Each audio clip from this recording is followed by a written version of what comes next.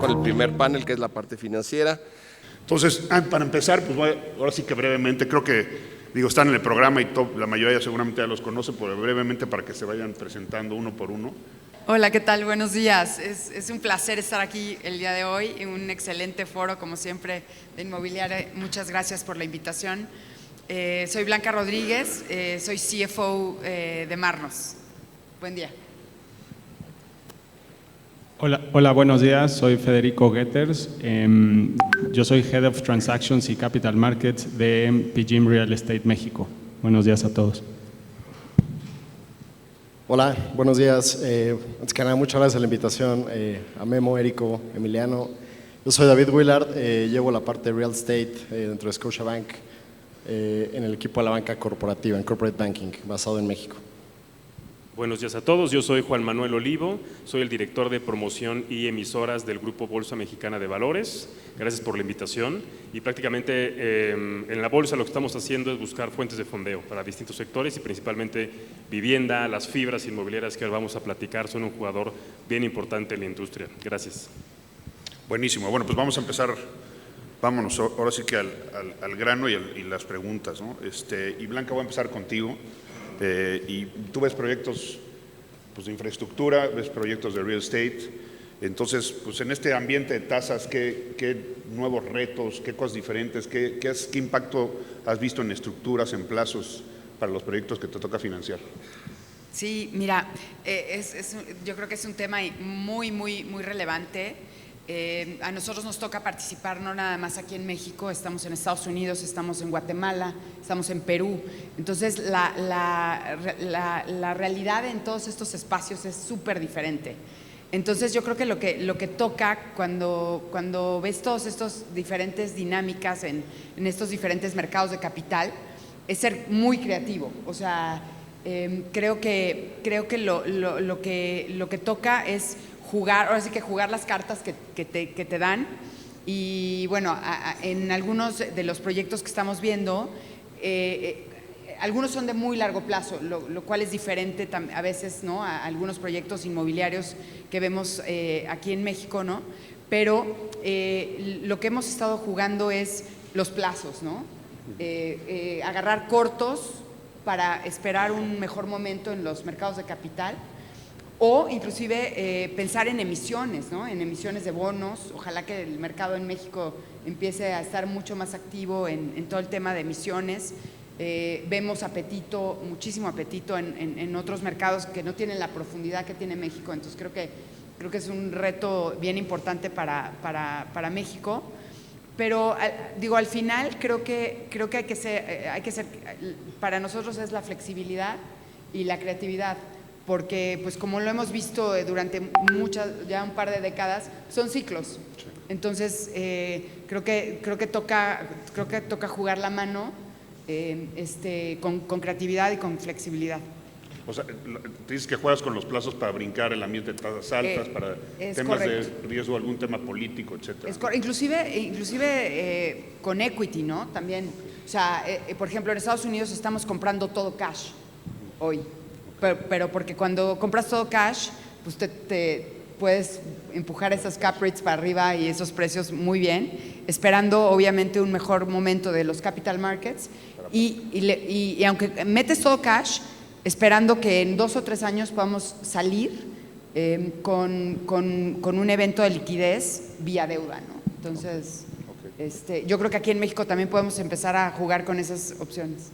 Sí, a ver, yo me acuerdo así que desde nuestra época en GE que jugamos ahí con los plazos para financiar algunos proyectos, ¿no? Que era cuando teníamos algún riesgo local, ¿no? O temas de tasas. Oye, gracias, Blanca. Federico, ustedes en PRU, ¿cómo vieron, ahora sí que saliendo otra vez ya post pandemia, el tema de volumen transaccional durante 2023 y qué esperas para 2024 en cuanto a volumen de transacciones? Para que se despierten. Bueno, nosotros estamos muy enfocados en todo lo que es el sector industrial. Para nosotros el 2023 fue un año muy transaccional. Yo digo, de acuerdo a las cifras de algunos brokers, te diría yo que fue el año récord en temas de volumen de transacciones. Nosotros más o menos en temas de equity hicimos alrededor de un poquito arriba de $1 billón y en tema de deuda fue cerca de 1.2 billones de dólares. Entonces, para nosotros fue un año récord. Logramos obtener bastante financiamiento, mejorando las tasas inclusive o las condiciones del 2022. Entonces, en general te diría yo que lo que vimos fue un México mucho más activo y con liquidez en el mercado. Cosa muy diferente a nivel mundial, ¿no? O sea, nosotros reportamos mucho Estados Unidos y pues es una historia difícil de vender, donde decir, oye, en Estados Unidos o en el mundo está en problemado falta de liquidez y en México había liquidez tanto de equity como liquidez de deuda, ¿no? Entonces yo creo que eso para el país fue muy bueno, le ayudó muchísimo, pero sentimos que en el 2024 ya va a empezar a bajar ese volumen de transaccional, cuando menos, ¿no? Yo creo que el mercado se va a empezar a secar un poco. Sigue habiendo liquidez, pero ya no como en el 2023. Oye, ahorita que decías que encontraste mejores condiciones, o sea, otra vez regreso a las tasas, a lo mejor en spread, o sea, tuviste reducciones, a lo mejor da un poquito de ejemplos, sin decir a lo mejor los proyectos, pero en cuanto a plazos y all-in, ¿cómo se ve contra antes de la pandemia, ¿no? y 2022? Bueno, obviamente a raíz de la pandemia que las tasas, o sea, la SOFR se fue a los suelos, pues era muy fácil que todos tus proyectos fueran rentables. A raíz de que Estados Unidos empieza en una situación de crisis, a subir inflaciones, empiezan a subir las tasas.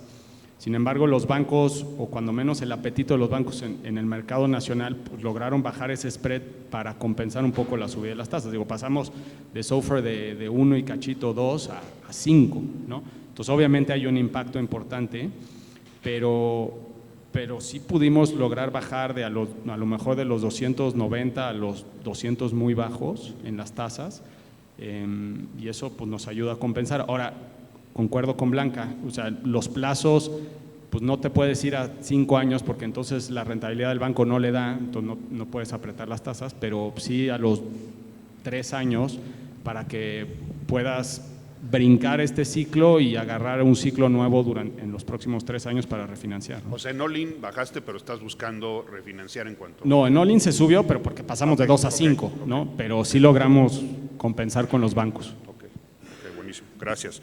Oye, Juan Manuel, me voy contigo al mercado de valores, ¿no? Que ustedes también tienen opciones para financiar proyectos inmobiliarios, obviamente en sus diferentes etapas. ¿Nos puedes platicar un poquito de cómo estás viendo la utilización de estas alternativas que son a través de mercados públicos? Claro que sí. A ver, vale la pena, si me permites, dar un paso para atrás para dar un poco de contexto sobre los instrumentos que típicamente pueden financiar en el mercado de valores y en la bolsa.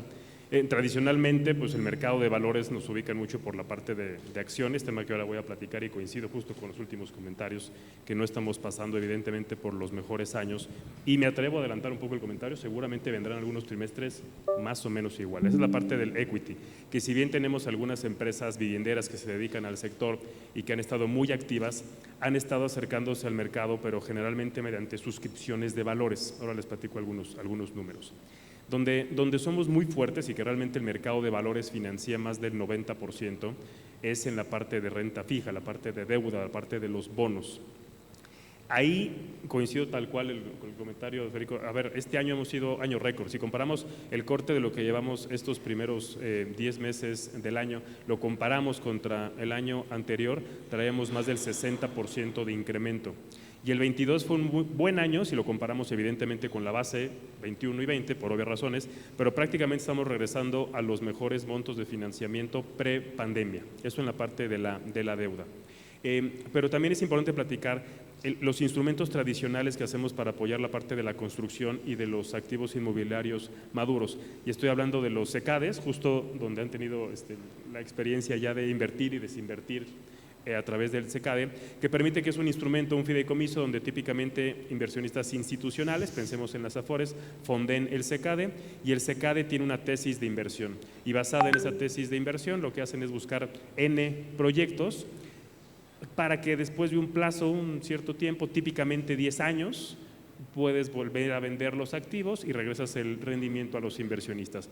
Este instrumento tuvimos muchos nuevos nombres justo hace 10 años, 2013, 2014, 2012, fue donde más CECADES se listaron en la bolsa, y esto está generando que actualmente estamos viviendo un momento donde muchos de esos instrumentos o ya se desinvirtieron, ya vendieron los activos inmobiliarios, y una de las salidas naturales, me voy al segundo instrumento en términos de madurez, son justo las fibras inmobiliarias.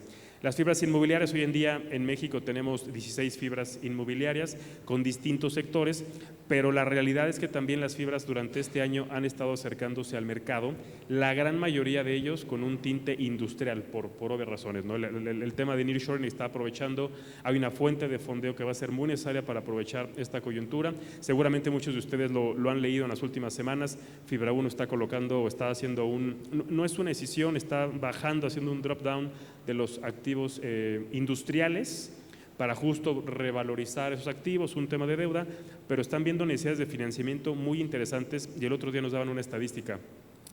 Si en China el 2% de lo que hoy en día está instalado llega a México, el 2%, se triplica el tamaño del mercado mexicano. Entonces, la oportunidad ahí está, y queremos en bolsa que vamos a buscar muchas fuentes de financiamiento.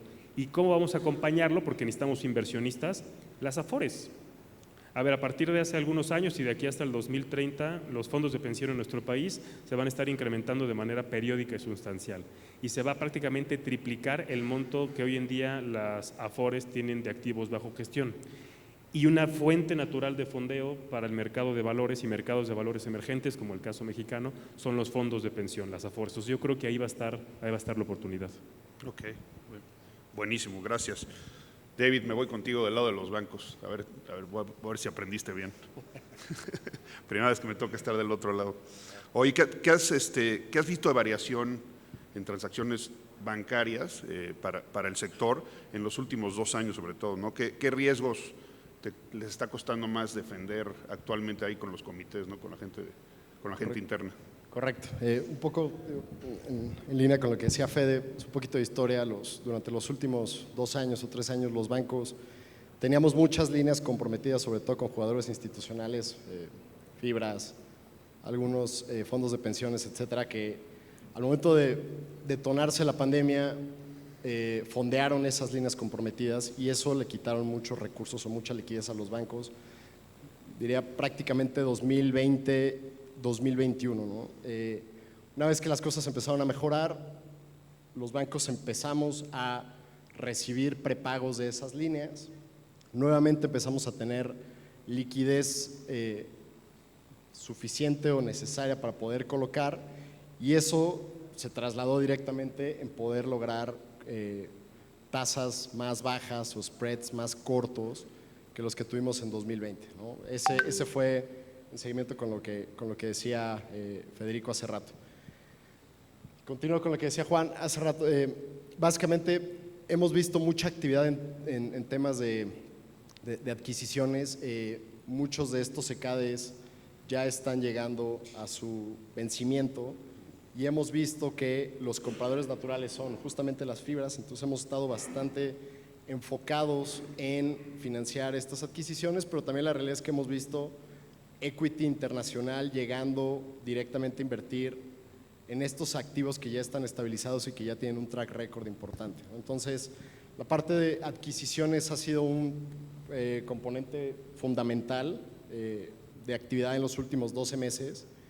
Y el tercer factor es la revaluación natural de los activos, sobre todo la parte industrial, obviamente.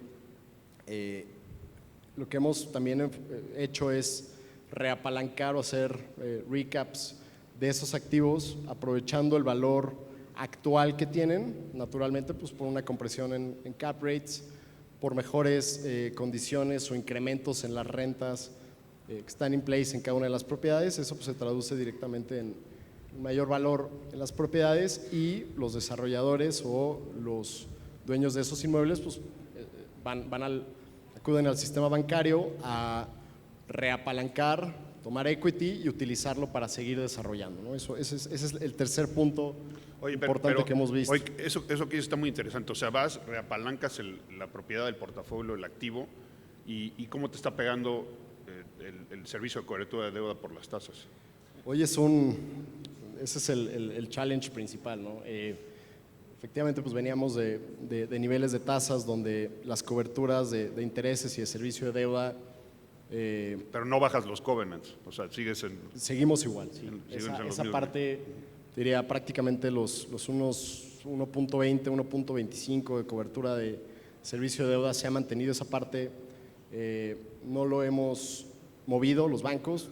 Entramos en otro tipo de estrategias, jugando a lo mejor con coberturas, comprando caps, poco más abajo de lo que está en los niveles de mercado para poder darle mayor apalancamiento a la estructura y hacer mucho más eficiente el tema de equity que pueda salir o regresarse y ser utilizado para el desarrollo de otros proyectos. Sí, perdón, yo creo que vale la pena, David, que platiques un poco. No solo son los caps para que te ayuden a pasar tu servicio de deuda, sino que hoy en día la curva swap está invertida, ¿no? Entonces hoy te conviene agarrar un swap, no tan largo plazo, pero sí unos 3 años, y esperando que las tasas empiecen a bajar y ahí ya refinancias, ¿no? Sí, eso, la verdad es que ahí hay un premio natural que está dando el mercado, ¿no? Son alrededor de, depende del plazo, pero alrededor de 100 puntos base comparado contra una SOFR variable. Eso también ayuda a bajar el costo total, el costo financiero del proyecto, ¿no? Otro punto importante que hemos visto es justamente en línea con lo que decía también Blanca, muchos jugadores pues, están esperando a poder refinanciar los activos a más largo plazo a través de emisiones, o sea, públicas o privadas, sobre todo de deuda, y hoy pues, es una gran oportunidad para los bancos de empezar a fondear en tasas variables con este tipo de coberturas a plazos más cortos. Entonces los comités de crédito pues, se quedan muy tranquilos porque al final del día son plazos más acotados que tienen una salida natural, con algunos jugadores que ya tienen probado el acceso a este tipo de instrumentos, simplemente están esperando un entorno macroeconómico más favorable.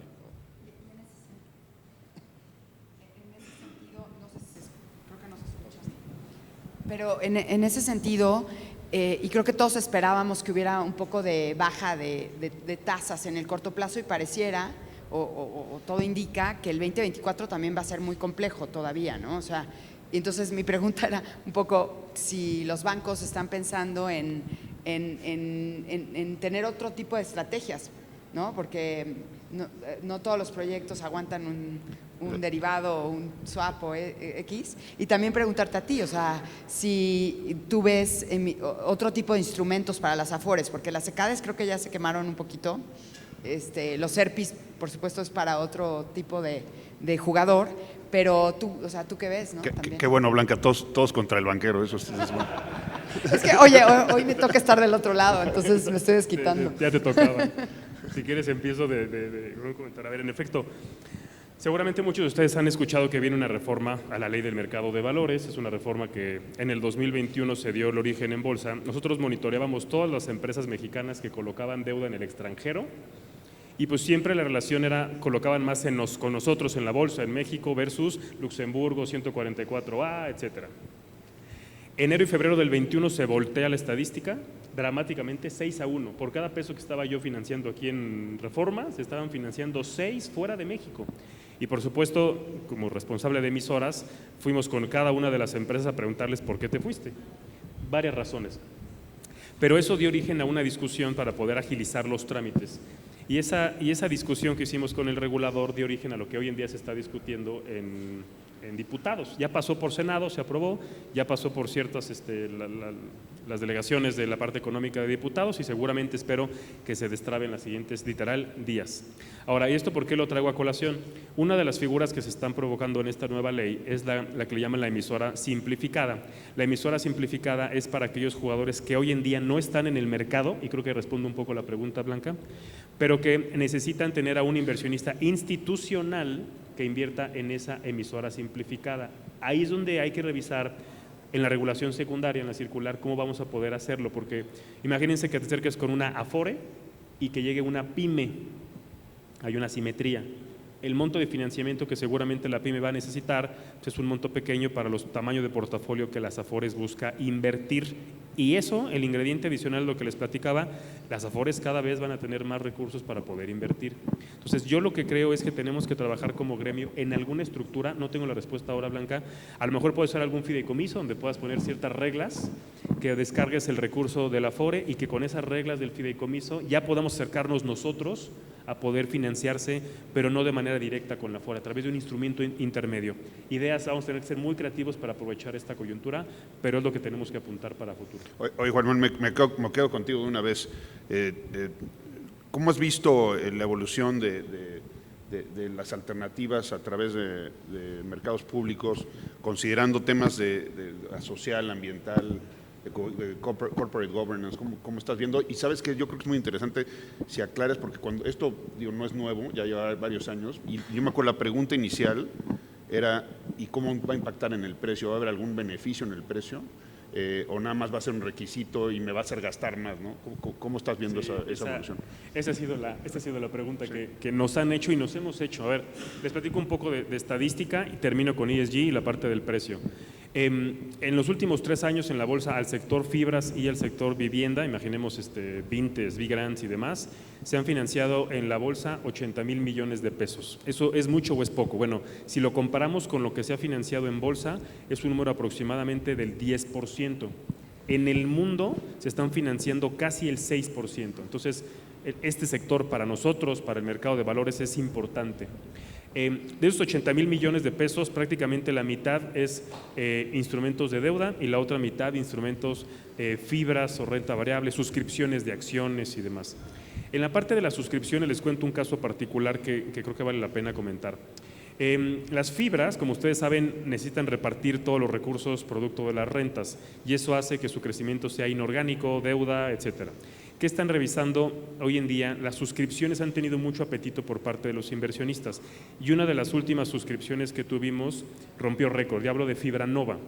El número de inversionistas que participaron en Fibranova fue de 18,000 inversionistas. Es el récord en toda la historia de la Bolsa Mexicana de Valores en más de un siglo, 18,000 inversionistas. Y eso queda pauta que detrás hay mucho inversionista retail, porque sabemos que así participaron, en que están dispuestos a invertir en el sector, en las fibras, en los inmuebles. Al mexicano nos gusta invertir en este activo. Ahora, en la parte de la deuda es el otro 50%, casi 40,000 millones de pesos.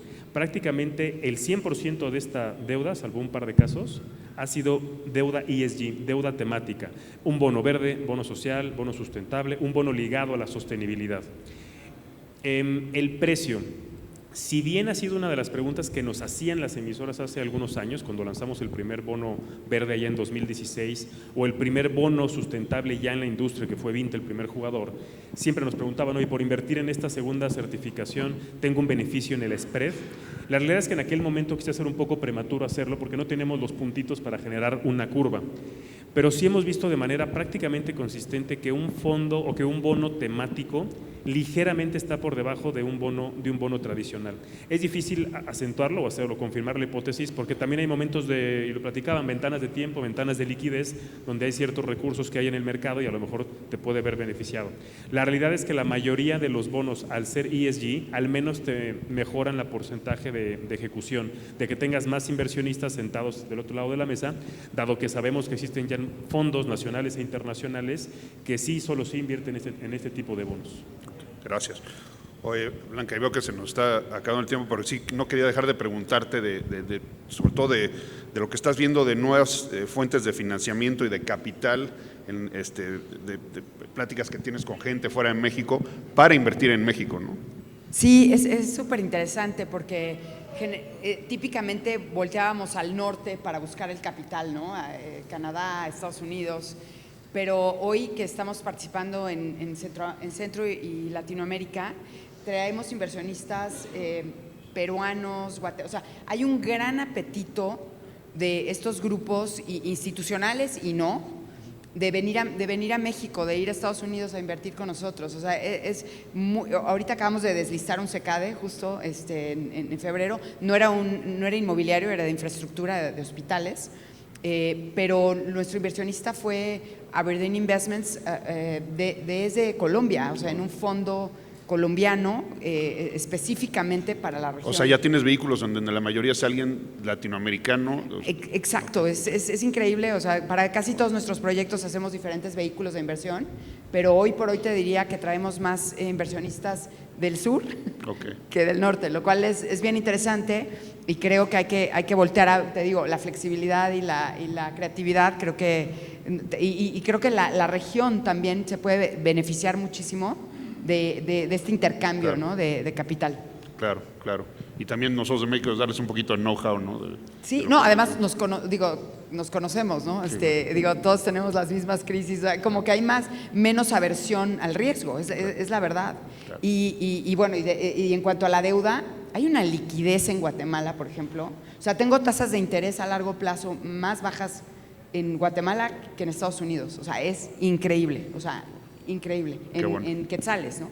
Entonces, o sea, como que hay que voltear a ver al sur también. Qué bueno, buenas noticias. Oye, Federico, hablando de internacionales, pues tú reportas a Estados Unidos. ¿Qué les preocupa a tus comités y a los decision makers de Prudential en Estados Unidos sobre México? Bueno, más que les preocupa, la verdad es que México hoy o este año ha sido atípico a nivel mundial. Entonces, más bien la preocupación es interna, o sea, interna a nivel nacional de la energía. Quitando la energía, yo te diría que a los americanos no les está preocupando la situación de México, al revés, te diría yo que hemos pasado donde México pasaba desapercibido a como el mundo está emproblemado, pues todas las inversiones extranjeras se están volteando a ver al país por la situación en la que estamos, nearshoring, lo que ya sabemos. Pero el gran reto, cuando menos para el sector industrial, es la energía. O sea, ese es donde lo tenemos que brincar sí o sí, porque si no hay energía, no hay proyectos, no llega el nearshoring. Ahí te diría yo que es el tema, ¿no? O sea, en cuestión de financiamiento, pues lo que decía hace ratito, no dan crédito que en México tengamos las opciones que hay de financiamiento donde logramos refinanciar, mejorar tasas.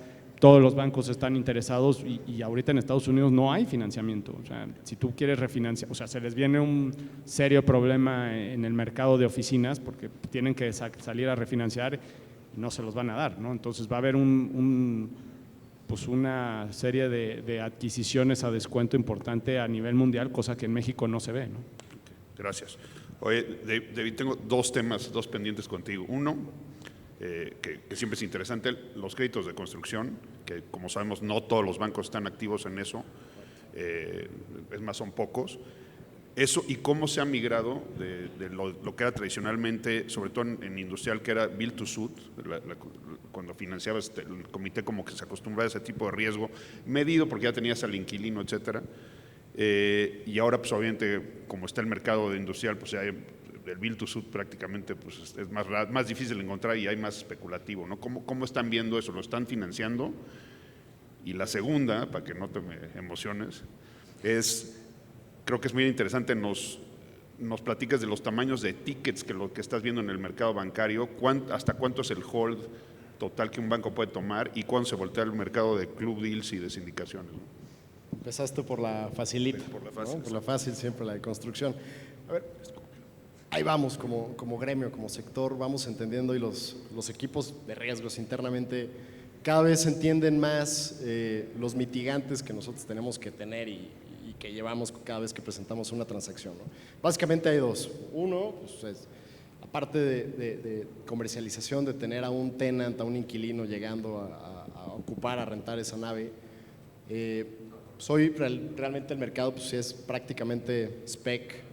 Afortunadamente muchas de esas operaciones se convierten en spec to suit en el momento en el que el desarrollador está empezando a mover tierra, ¿no? Entonces eso a los bancos pues, ya nos mitigó el 50% del riesgo que nos piden los equipos internos, ¿no? El otro riesgo es pues, ¿qué pasa si no se termina la construcción? Necesitamos tener alguna garantía, algún recurso adicional que pueda servir los intereses, sobre todo del crédito de construcción que estamos dando, ¿no? Y ahí poco a poco hemos ido migrando a estructuras donde pues, podemos tener acceso a ciertos portafolios que están ya estabilizados, generando flujos, los cruzamos y otorgamos algún crédito de construcción, bajo ciertas características, obviamente, ponemos plazos de terminación de construcción, ponemos plazos para que el desarrollador comercialice la nave.